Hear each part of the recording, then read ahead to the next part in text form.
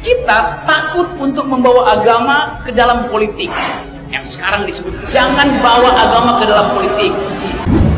Niki ini mempergunakan agama dinggo kepentingan politik. Niki bahaya banget orang mung ning kene. Engko ning yaumul hisab diasmu digeraji kan. Wani-wani ngejak Gusti Allah kampanye. Ini politik identitas. Politik identitas itu bukan politik Islam. Aja pisan-pisan gunakno agama. Kowe gak iso berpolitik rasa berpolitik. Aja ngejak Gusti Allah kampanye. Semua orang punya identitas. Yang kacau adalah politik identitas distempelkan pada Islam dan langsung identitas artinya teroris. Identitas adalah negara Islam, bukan. Karena ekses daripada sistem yang ada pada hari ini, yang tumbuh berkembang adalah aliran yang non Pancasila, yang tidak ada ikatan emosional, otak hatinya, empatinya pada komitmen kebangsaan nasionalisme Pancasila. Itu yang menyebabkan ayat pertama adalah baca. Dalil pertama dari Quran. Baca, belajar. Pikir. Ikro. Bukan kerja. Tak boleh mengajarkan Quran terjun bebas menurut saya. Memangnya agama menurut kamu enak aja. Nggak boleh agama kok menurut saya. Agama yang menurut Allah dan Rasul. Nggak boleh menurut saya. Kalau menurut saya berarti agama macam-macam, karena setiap orang menurut masing-masing. Kesetaraan manusia itu ada di dalam Quran, dan kesetaraan itu dijamin oleh konstitusi Indonesia tuh. Ada ideologi baru yang ditawarkan, entah apa bentuknya, dari mulai anak PAUD sampai kepada profesor, doktor, radikal. Jangan katakan itu tidak ada dalam kehidupan kita. Kita bukan Amerika, kita bukan Eropa, kita bukan Arab, kita adalah Indonesia. Kami dan keluarga kami akan mendukung Muslim sebagai gubernur kami. Dan demi Allah, kami dan keluarga kami siap menerima azab dari Allah dan menanggung dosa umat Islam. Ini bahaya. Syria, Yaman, semuanya itu karena menggunakan agama untuk kepentingan. Tetapi karena Islam adalah mayoritas, ketakutan bahwa seorang Islam akan akan berpindah pada Anies misalnya, menyebabkan Anies dilarang pertama kali diserang di Mekah. Jangan ada lagi politik identitas, jangan ada lagi politisasi agama, jangan ada lagi polarisasi sosial. Seorang mukmin disebut munafik.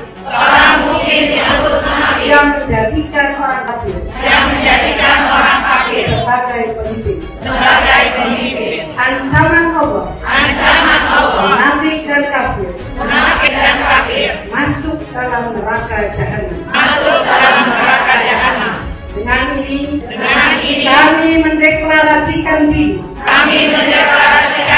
Berkewajiban untuk memenangkan pasangan Anies Baswedan. Ini bahaya.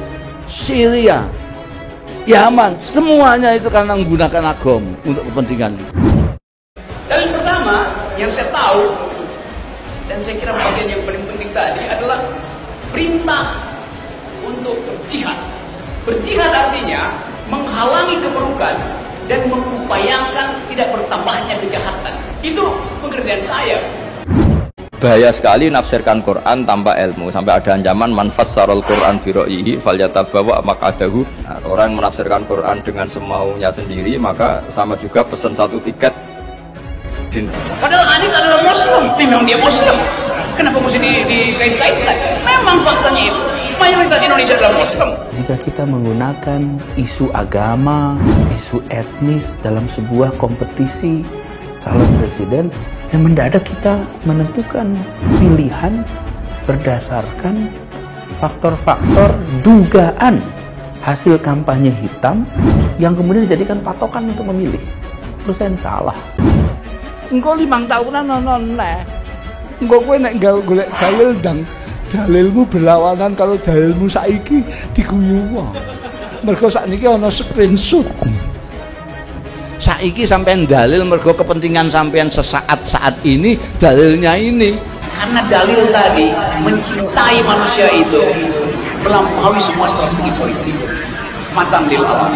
Sikap etis pertama. Dengan kata lain, Nabi Muhammad mempraktekkan prinsip pertama. Seseorang boleh memimpin kalau dia lolos etikabilitas. Mas Anies ini saya kenal dari tahun 97 ya. Saya kan kritik kepada beliau kan. Dulu dia ikut konvensi Partai Demokrat. Habis itu dia ikut Pak Jokowi. Tapi at least setelah dia selesai di DKI itu kan, dia kan harusnya ada project dengan Pak Prabowo. Harusnya menurut saya dia datang ke Pak Prabowo dulu mengucapkan terima kasih. Semua sudah selesai amanahnya dan nanti tiba-tiba 5 tahun yang akan datang dalilnya berubah karena calon sampean berubah. Lah dalil sampean iki pun dicateti wong disimpen. Sampean sakniki muni ditokno neh mbek wong iki lho kowe omonganmu biyen. Saiki kok ngene dalil kok mulak-malik iki dalil capopo. Apakah kita mau ikut pembusukan politik yang sekarang dilakukan oleh seseorang yang sedang memimpin tapi tidak mampu memberi arah? Presiden Jokowi sekarang memimpin tapi dia tidak bisa memberi arah. Kemana arah bangsa ini? Semua orang bingung. Mengejutkan, pengamat politik Rocky Gerung berapi-api berceramah di acara Maulid Nabi di daerah Pidi, Aceh.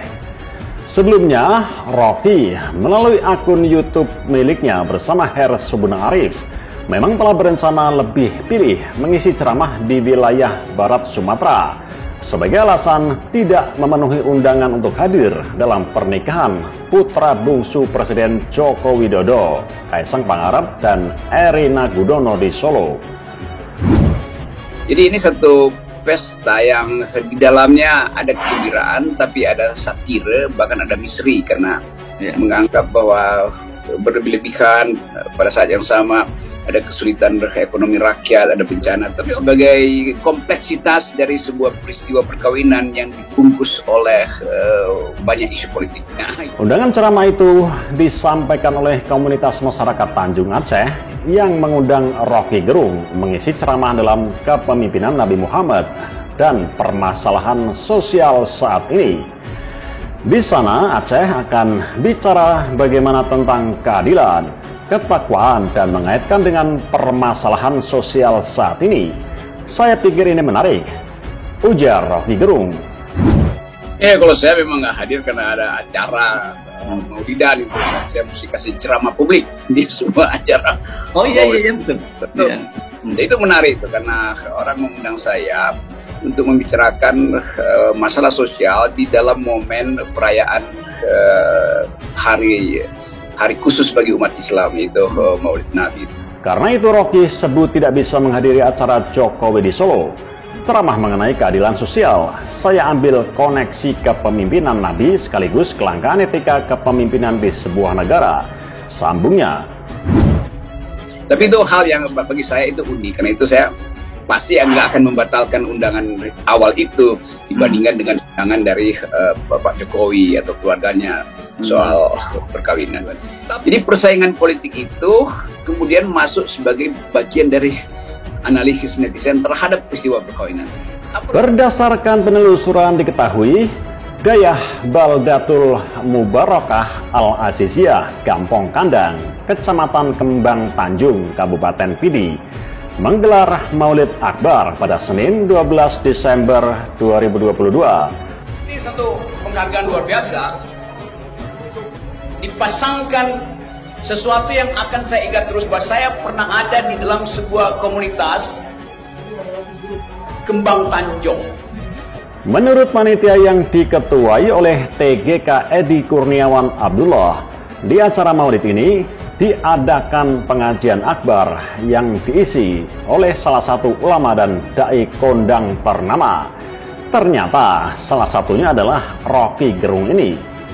Dalam ceramah Maulid tersebut, Rocky Gerung tak sanggup menutupi kekagumannya atas isi Al-Quran, karakter Nabi Muhammad SAW dan ajaran Islam. Menurut dia, semua terbentuk secara sempurna. Tapi saya ingat bahwa Nabi Muhammad menulis naskah Traktat Madinah yang isinya adalah dalil tentang kesetaraan manusia yang isinya adalah undangan persahabatan. Kita masuk dalam upaya untuk merefleksikan gaya berpikir, gaya batin, gaya politik dari Nabi Muhammad. Menurut Rocky, hal itu sangat kontekstual sehingga masuk dalam merefleksikan gaya batin, gaya politik Nabi Muhammad. Jelas Nabi Muhammad adalah seorang politisi. Jelas Nabi Muhammad adalah seorang negarawan. Jelas Nabi Muhammad adalah pemimpin dunia karena sesuatu yang diucapkan dari tahun abad ke-6, tahun 602 Masehi, sampai sekarang orang membaca kembali risalah sosiologis atau versi politik atau terjemahan hermeneutik dari ayat-ayat Quran, terutama tentang keadilan sosial. Nabi Muhammad dalam perspektif itu bukan seorang rasis pasti. Orang Aceh tidak lebih tinggi dari orang Jawa, orang Jawa tidak boleh menganggap lebih tinggi dari orang Papua. Itu ajaran Islam. Itu kesetaraan manusia.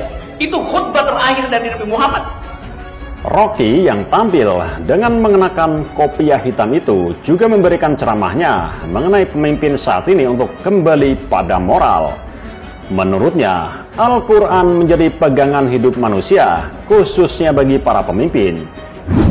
Saya mengingatkan itu pada para pemimpin untuk pergi kembali pada moral core dari hal-hal yang sifatnya teologis, yang hanya mungkin dipahami kalau orang punya kecerdasan, orang punya akal sehat. Dan memang Quran diturunkan ke wilayah kedunguan ketika masyarakat Arab mengalami pensoliman karena otak tidak dikembangkan. Ia juga menyinggung mengapa Al-Quran diturunkan di Arab. Itu yang menyebabkan ayat pertama adalah baca. Dalil pertama dari Quran. Baca, belajar. Pikir. Ikro. Bukan kerja.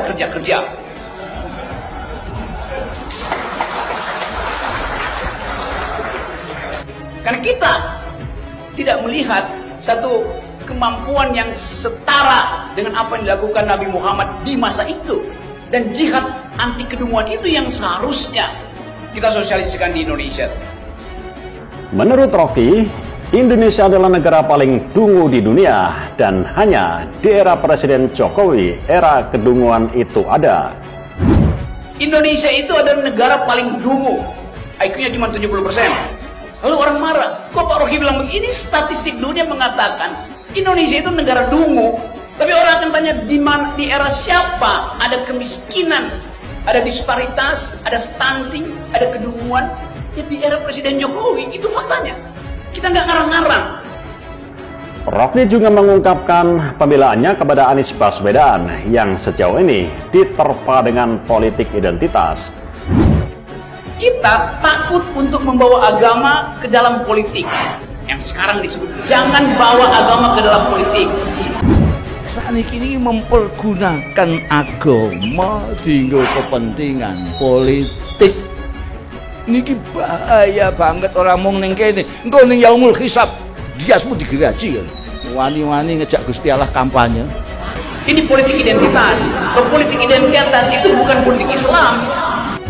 Mohon jangan pakai politik identitas, terutama identitas agama, termasuk identitas NU. Tidak boleh mengeksploitasi identitas NU untuk politik. Politik identitas sesungguhnya tidaklah selalu negatif dalam sejarahnya. Politik identitas lahir dari perjuangan melawan diskriminasi dan ketidakadilan. Dia seorang nasionalis sebenarnya, tapi karena kebutuhan kemarin, ya kebutuhan dia juga perlu menang, yang dia ambil itu politik identitas yang mendukung dia sebegitu kuat di Pilkada DKI itu terpaksa harus diambil. Sejatinya dia bukan orang yang memiliki prinsip politik identitas, bukan. Aja pisan-pisan gunakno agama. Kowe gak iso berpolitik, rasa berpolitik. Aja ngejak-ngejak Gusti Allah kampanye. Semua orang punya identitas. Yang kacau adalah politik identitas distempelkan pada Islam dan langsung identitas artinya teroris. Identitas adalah negara Islam, bukan. Karena ekses daripada sistem yang ada pada hari ini, yang tumbuh, berkembang adalah aliran yang non-Pancasila. Yang tidak ada ikatan emosional, otak hatinya, empatinya. pada komitmen kebangsaan nasionalisme Pancasila. Kesetaraan manusia itu ada di dalam Quran, dan kesetaraan itu dijamin oleh konstitusi Indonesia. Ada ideologi baru yang ditawarkan, entah apa bentuknya, dari mulai anak PAUD sampai kepada profesor, doktor, radikal. Jangan katakan itu tidak ada dalam kehidupan kita. Kita bukan Amerika, kita bukan Eropa, kita bukan Arab, kita adalah Indonesia. Kami dan keluarga kami akan mendukung Muslim sebagai gubernur kami. Dan demi Allah, kami dan keluarga kami siap menerima ajab dari Allah dan menanggung dosa umat Islam. Ini bahaya. Syria, Yaman, semuanya itu karena menggunakan agama untuk kepentingan. Menurut Rocky, politik identitas adalah hal yang niscaya, dan dia menolak keras jika politik identitas itu disematkan kepada umat Islam. Tetapi karena Islam adalah mayoritas, ketakutan bahwa seorang Islam akan berpindah pada Anies misalnya, menyebabkan Anies dilarang pertama kali diserang di Mekah.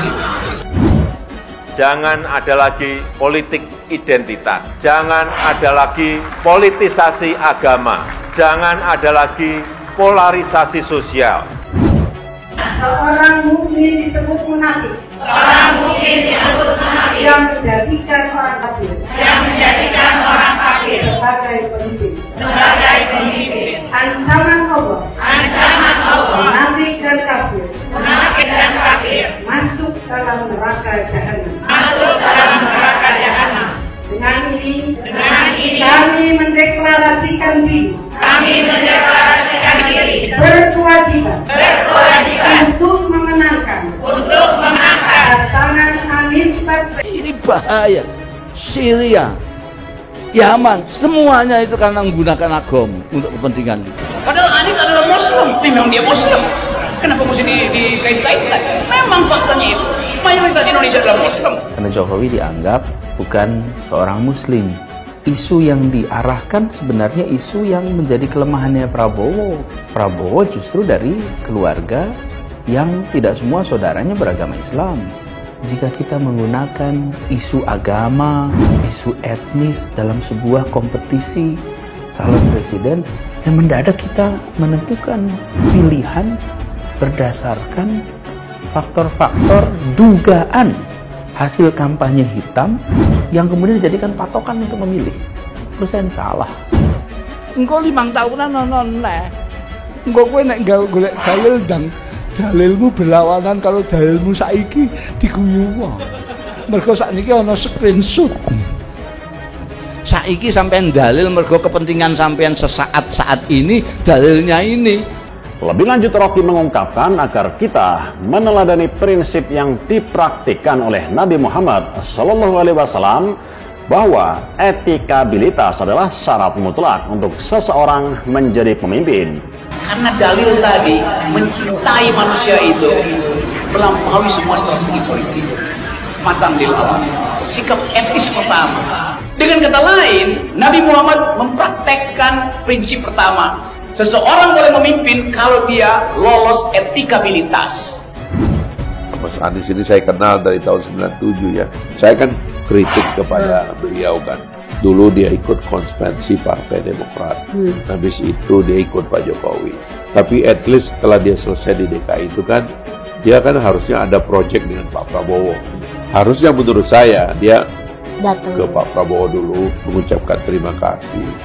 Semua sudah selesai amanahnya dan selanjutnya ya kita bahas lagi. Nah keburu-buru beliau sudah lompat ke Pak Surya Paloh. Ini rute ini motifnya apa? Nanti tiba-tiba 5 tahun yang akan datang dalilnya berubah karena calon sampean berubah. Lah dalil sampean ini pun dicateti wong disimpen. Sampean sakniki muni ditokno neh mbek wong iki lho kowe omonganmu biyen. Saiki kok ngene dalil kok mulak-malik iki dalil capopo. Rocky menyebut Presiden Jokowi adalah pemimpin yang dipenuhi dengan pembusukan politik dan tidak memiliki arah dalam memimpin bangsa dan negara ini. Apakah kita mau ikut pembusukan politik yang sekarang dilakukan oleh seseorang yang sedang memimpin tapi tidak mampu memberi arah? Presiden Jokowi sekarang memimpin tapi dia tidak bisa memberi arah. Kemana arah bangsa ini? Semua orang bingung. Kenapa Rocky Gerung diundang ke situ? Justru karena Aceh paham tentang perdebatan berbasis argumen.